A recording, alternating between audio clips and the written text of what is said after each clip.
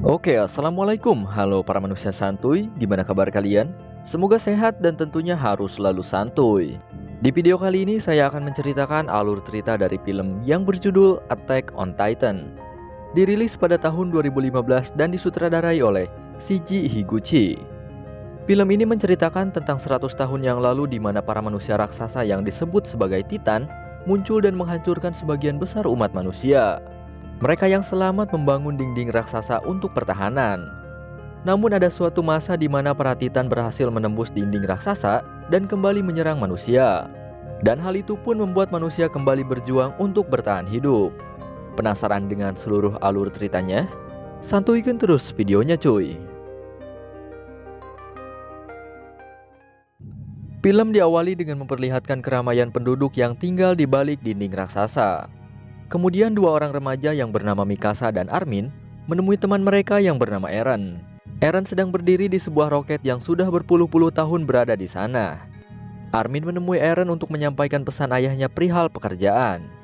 Setelah itu Eren berkata pada Mikasa dan Armin bahwa ia mempunyai keinginan untuk keluar dari dinding dan melihat dunia luar.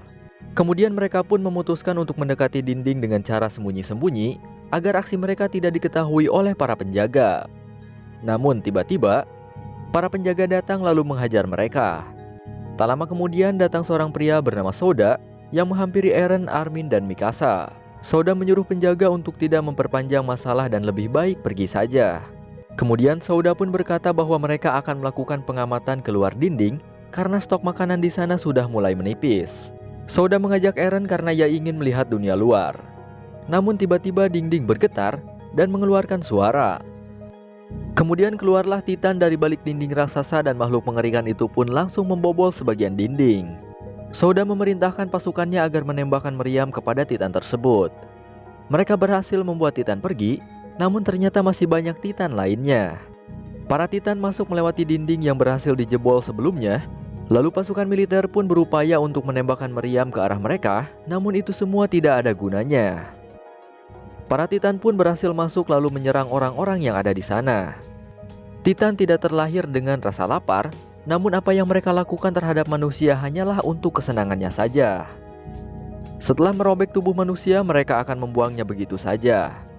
Keadaan di sana semakin mencekam, semua orang saling berlarian dan saling mendorong untuk menyelamatkan dirinya masing-masing. Kemudian mereka pun berlomba-lomba untuk masuk ke dalam sebuah rumah. Pada saat Eren dan Mikasa akan masuk, Mikasa melihat seorang ibu yang sedang mendorong bayi dan terjatuh. Mereka pun menolong ibu tersebut, namun Eren dan Mikasa terpisah karena terdorong oleh orang-orang yang ada di sana. Eren berhasil masuk ke rumah tersebut sedangkan Mikasa masih di luar. Eren berusaha untuk keluar dan menyelamatkan Mikasa, namun ia dilarang oleh orang-orang yang ada di dalam karena di luar sana banyak manusia yang ingin masuk ke dalam rumah tersebut. Titan itu semakin mendekat kepada Mikasa, namun Mikasa hanya berdiam diri sambil menggendong bayi yang ia selamatkan. Namun pada saat Eren berhasil keluar, Mikasa sudah tidak ada di sana, dan Eren merasa bahwa Mikasa sudah dimangsa oleh Titan.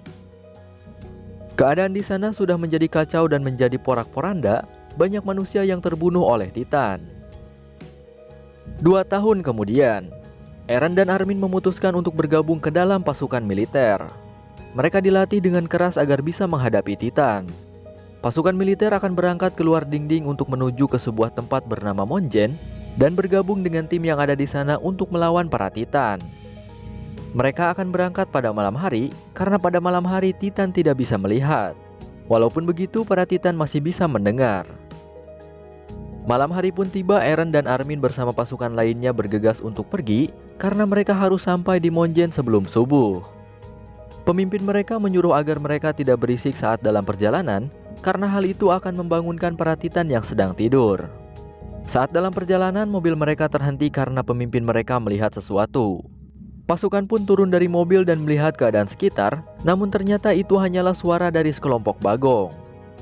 Setelah situasi menjadi aman, pemimpin menyuruh mereka untuk kembali naik ke dalam mobil dan melanjutkan perjalanannya.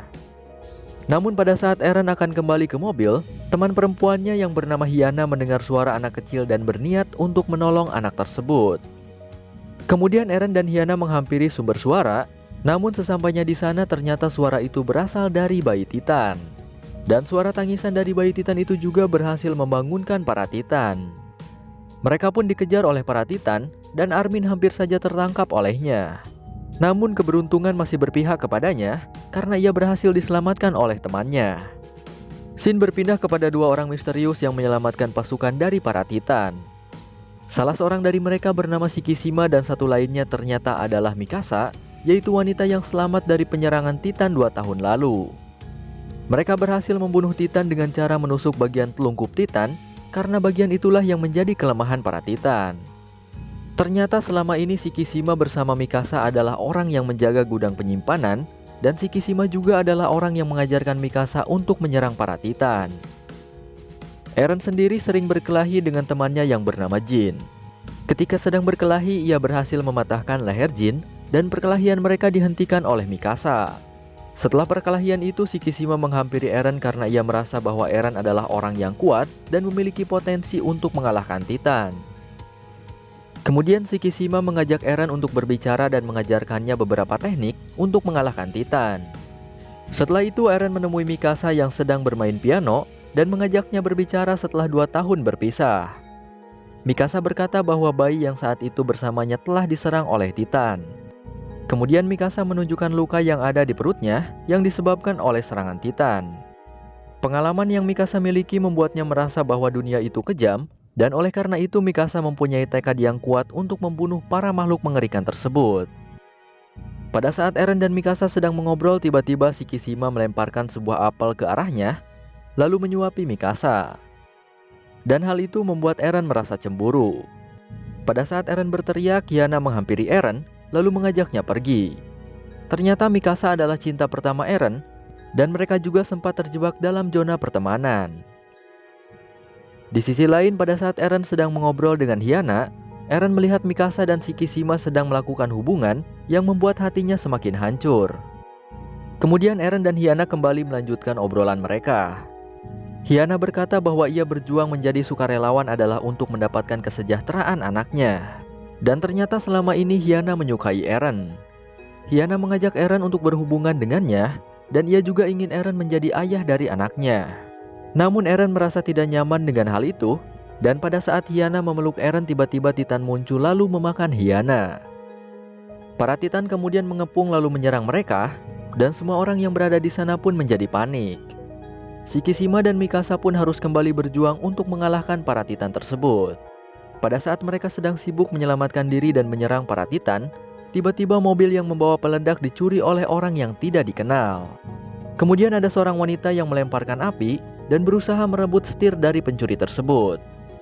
Ia pun berhasil mengambil alih setir dan meledakkan mobil ke arah Titan, sehingga mobil itu pun meledak bersama beberapa Titan yang ada di sana. Ternyata wanita itu ingin membalaskan dendamnya kepada Titan karena pacarnya meninggal akibat makhluk mengerikan tersebut. Melihat keadaan yang sudah hancur, Eren merasa bahwa dirinya harus membunuh para Titan dengan cara yang telah diajarkan oleh Shikishima. Namun pada saat ia menyerang Titan tersebut, nasib sial justru malah menimpa Eren. Kakinya dimakan oleh salah satu Titan hingga terputus. Jin yang sebelumnya berada di atas bersama Eren, kini terkepung oleh para Titan. Kemudian para pasukan menyusun rencana untuk mengalihkan Titan dari Jin. Pada saat Armin akan berjalan menemui Eren, tiba-tiba ia tertangkap oleh Titan.